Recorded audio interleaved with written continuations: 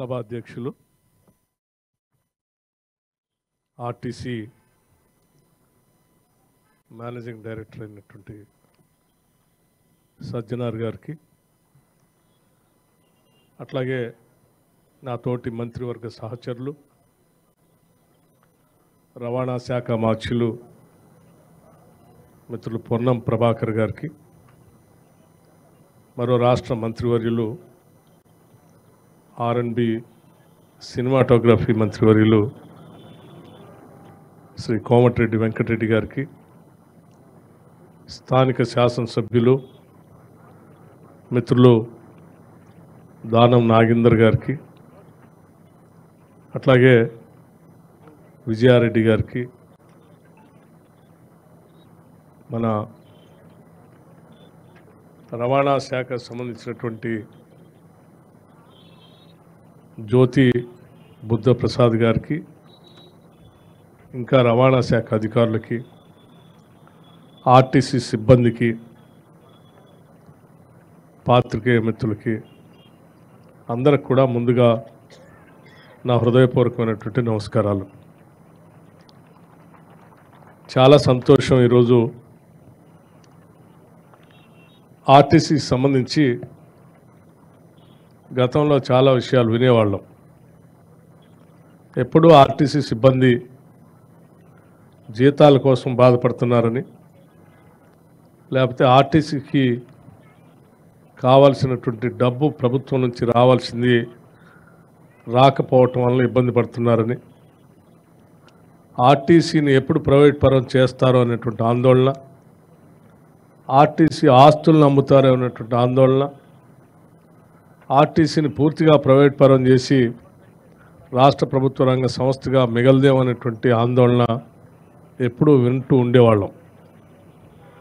అటువంటి ఆందోళన కార్యక్రమంలో పెద్ద ఎత్తున ఆనాడు మనమందరం కోరి కొట్లాడి తెచ్చుకున్న తెలంగాణ రాష్ట్రంలో మీరందరూ పెద్ద ఎత్తున సమ్మె చేస్తే కూడా ఆ సమ్మెను ఉక్కుపాదంతో అనగదొక్కి మీకు స్వేచ్ఛ అనేదే లేకుండా, భావ స్వేచ్ఛ అనేదే లేకుండా చేసినటువంటి గత ప్రభుత్వ టీఆర్ఎస్ పాలనను చూసాం. ఈరోజు పట్టుమని 90 రోజులు కూడా పూర్తి కాలేదు. కేవలం అతి కొద్ది సమయంలోనే ఇవాళ ఆర్టీసీ బస్సు, కొత్త కొత్త బస్సులతో ఆర్టీసీ తిరుగుతూ ఉంది. తిరగటమే కాదు, గతంలో ఇక్కడే డాక్టర్ బాబాసాహెబ్ అంబేద్కర్ గారి సాక్షిగా 100 బస్సుల్ని ప్రారంభోత్సవం చేసుకున్నాం, కొత్త బస్సుల్ని. మళ్ళీ తిరిగి ఈరోజు ఎలక్ట్రిక్ బస్సులు 25 బస్సులు, ఈరోజు నాన్ ఏసీ బస్సుల్ని ఈరోజు కొత్త ప్రారంభోత్సవం చేసుకుంటున్నాం. ఆర్టీసీ నష్టాల్లో ఉన్నటువంటి ఆర్టీసీ ఇవాళ ఆపరేషనల్ ప్రాఫిట్లోకి వచ్చి భవిష్యత్తులో పూర్తి లాభాల్లోకి వచ్చేటువంటి క్రమంలో అడుగులు ముందుకేస్తూ ఉంది. నిజంగా ఇది తెలంగాణ రాష్ట్ర ప్రభుత్వానికే కాదు, తెలంగాణ ప్రజలకు కూడా గర్వకారణంగా నేను భావిస్తూ ఉన్నాను. ఈ రాష్ట్రంలో రెండు ప్రభుత్వ రంగ సంస్థలు, ఒకటి సింగరేణి ప్రభుత్వ రంగ సంస్థ, అది కూడా దాదాపు 45,000 మంది ఉద్యోగస్తులతో ప్రభుత్వ రంగ సంస్థగా ఉంది. ఆర్టీసీ కూడా దాదాపు 44,000 మంది పైబడి ఉద్యోగస్తులతో ఒక ప్రభుత్వ రంగ సంస్థ పెద్ద ఎత్తున నడుస్తూ ఉంది. అంటే ఈ రెండు సంస్థల్ని కాపాడుకోవటం ఈ రాష్ట్ర ప్రభుత్వం యొక్క సంకల్పం, బాధ్యత. ఇది మనందరి అవసరం అని కూడా నేను భావిస్తూ ఉన్నాను.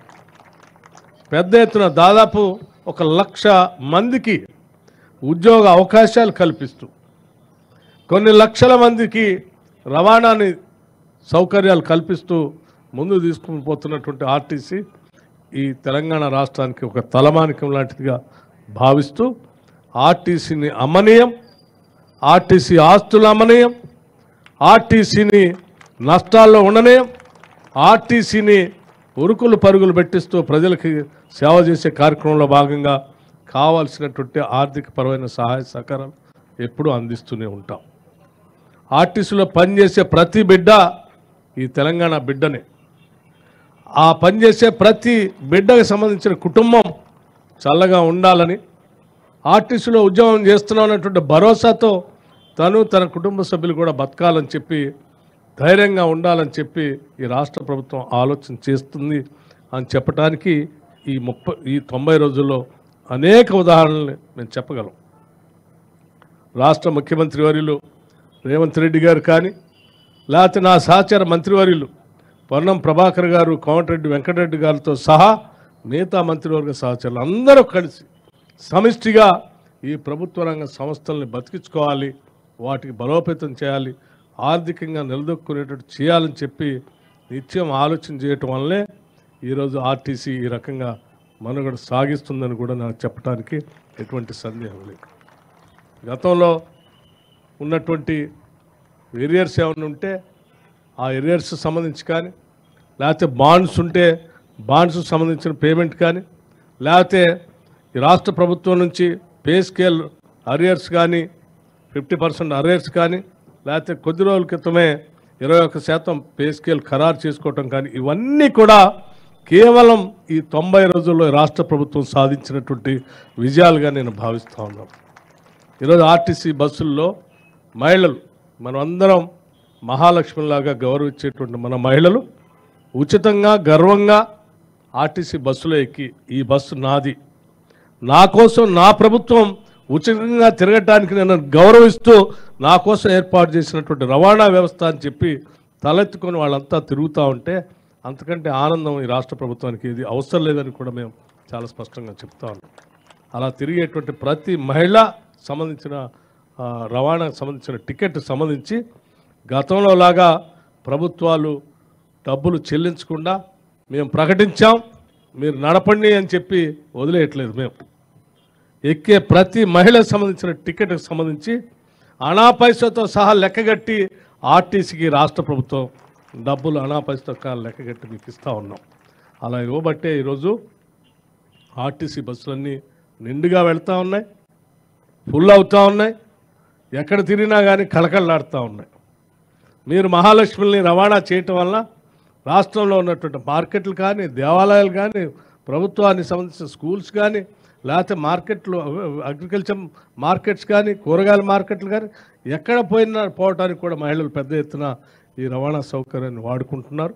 చాలా సంతోషం అని చెప్పి మీ అందరికీ నేను సవినయంగా మనవి చేస్తూ, ఈ కార్యక్రమం విజయవంతం కావటం కోసం ఒక మంత్రిగా కాకుండా ఇందులో ఒక నిబద్ధతతో ఒక కార్మికుల్లాగా, ఆర్టీసీ కార్మికుల్లాగా నా ఆర్టీసీ బతకాలి, నా కార్మిక సోదరులంతా కూడా తలెత్తుకొని బతకాలి, ఆర్టీసీ సంస్థ లాభాల్లోకి రావాలని చెప్పి రవాణా శాఖ మంత్రి గారు కూడా నిత్యం అంది వచ్చిన ప్రతి అవకాశాన్ని నేను బతికించుకోవటం కోసం ఆయన ప్రయత్నం చేస్తూనే ఉన్నాడు. అది ప్రభుత్వంతో మాట్లాడటం కానీ, ఆర్థిక శాఖ నుంచి నిధులు ఇప్పించుకోవటంలో కానీ, లేకపోతే దీన్ని కొత్త మార్గంలో ప్రయాణం చేసే కార్యక్రమంలో కానీ, వారికి ఉన్నటువంటి ఆర్గనైజేషన్ క్యాపబిలిటీస్, స్కిల్స్ అన్నింటినీ కూడా ఉపయోగించి ఆర్టీసీని ముందుకు తీసుకొని పోయే కార్యక్రమంలో పెద్ద ఎత్తున విజయం సాధిస్తూ ఉన్నారు. వారికి రాష్ట్ర ప్రభుత్వం తరఫున నా హృదయపూర్వకమైనటువంటి అభినందనలు తెలియజేస్తూ ఉన్నాను. అట్లాగే మరో మంత్రి గారు కోమటిరెడ్డి వెంకటరెడ్డి గారు, మీ బస్సులు తిరుగుతూ ఉన్నాయి, తిరగాలంటే నా రోడ్డు కావాలి.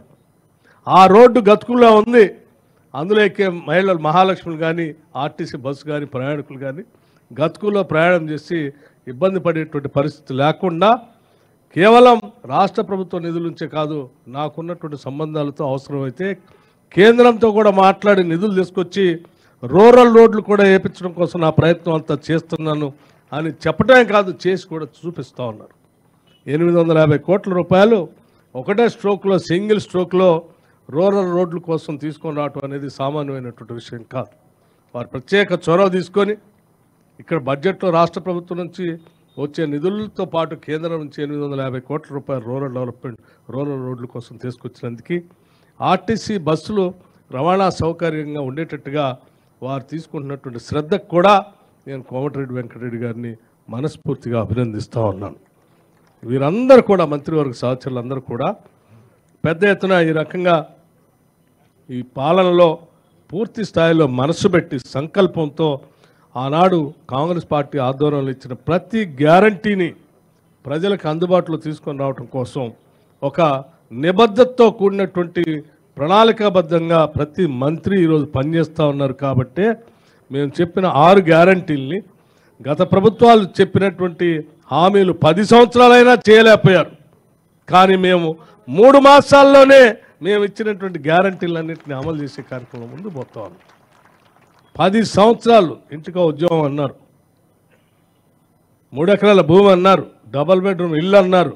ఇలా చెప్పుకుంటూ పోతే అనేక హామీలు ఇచ్చారు. కానీ 10 సంవత్సరాల్లో ఏమి చేయలేకపోయారు. కానీ మేము ఇచ్చినటువంటి మాట ప్రకారం కేవలం 90 రోజుల్లోనే ఇన్ని హామీలు అమలు చేస్తూ ఉన్నామంటే ఎంతో నిబద్ధతతో ఈ మంత్రివర్గంలో ఉన్నటువంటి సహచరులు రేంబౌళ్ళు కష్టపడి ఆలోచన చేసి నిబద్ధతతో సంకల్పంతో పనిచేస్తున్నారు. కాబట్టి ఇవి మేము సాధించగలిగాం. కోట్ల మంది 0 టికెట్లు మహిళలు ప్రయాణం జరుగుతున్నా, లేకపోతే 10 లక్షల పైబడి ఆరోగ్యశ్రీకి సంబంధించినటువంటి ఉపయోగపడేటట్టుగా మేము అనౌన్స్ చేసినటువంటి ఆరోగ్యశ్రీ పథకం 10 లక్షలు కానీ, లేకపోతే 500 రూపాయలకే గ్యాస్ సిలిండర్లు ఇచ్చేటువంటి కార్యక్రమం కానీ, 200 యూనిట్ల వరకు ఉచితంగా అర్హత కలిగినటువంటి తెల్ల రేషన్ కార్డు లబ్ధిదారులందరికీ 200 యూనిట్ల వరకు ఉచితంగా కరెంట్ ఇచ్చేటువంటి కార్యక్రమం కానీ, నిన్నటికి నిన్న ఈ రాష్ట్రంలో పేద ఇంటి తల్లులు ఇంటి కళ నెరవేర్చడం కోసం మేము లాంఛనంగా శ్రీ సీతారామచంద్ర భద్రాచలం స్వామివారి సన్నిధిలో పేదవాళ్ళందరికీ ఇల్లు ఉండాలనే ఆలోచనతో నిన్న మేము లాంచ్ చేసినటువంటి ఇందిరమ్మ ఇంటి కళని నిజం చేస్తూ నిన్న మేము ప్రకటించినటువంటి విధానం కానీ, ఇవన్నీ కూడా మాకున్నటువంటి చిత్తశుద్ధిని సంకల్పాన్ని రాష్ట్ర ప్రజలకి సంపదను పంచే కార్యక్రమంలో చాలా స్పష్టంగా ఉన్నాం. కాబట్టే కేవలం ఈ 3 నెలల్లోనే మేము ఇన్ని చేయగలిగాం. భవిష్యత్తులో కూడా ప్రతి రోజుని వచ్చే ఆదాయం, ఖర్చు పెట్టే రూపాయి, ఈ 2 కూడా ప్రతి పైసా ప్రజలకే చెందాలన్నదే మా ఆలోచన. ప్రతి పైసా ప్రజలందరూ కూడా మా కోసమే ఆడుతుంది ప్రభుత్వం అనేటువంటి ఆలోచనతో పాలన అందిస్తామని చెప్పి మీ అందరికీ సవినయంగా మనవి చేస్తూ, ఆర్టీసీ ఇంకా దినదిన ప్రవర్ధమానమే, తెలంగాణకి ఒక తలమానికమే, అంతిమంగా భారతదేశంలోనే అద్భుతంగా నడిచేటువంటి ఒక ప్రభుత్వ రంగ సంస్థగా ఆర్టీసీ ఎదగాలని చెప్పి ఈ రాష్ట్ర ప్రభుత్వం తరఫున మీ అందరికీ నా శుభాభినందనలు తెలియజేస్తూ, ప్రభుత్వం యొక్క కోరికను కూడా తెలియజేస్తూ, ఈ మంచి కార్యక్రమానికి ఇనాగరేషన్ కార్యక్రమానికి పిలిచినందుకు మన రవాణా శాఖ మంత్రులు గారికి అభినందనలు, ధన్యవాదాలు కూడా తెలియజేస్తూ ముగిస్తూ ఉన్నాను. థ్యాంక్ యూ, ధన్యవాదాలు, నమస్కారం.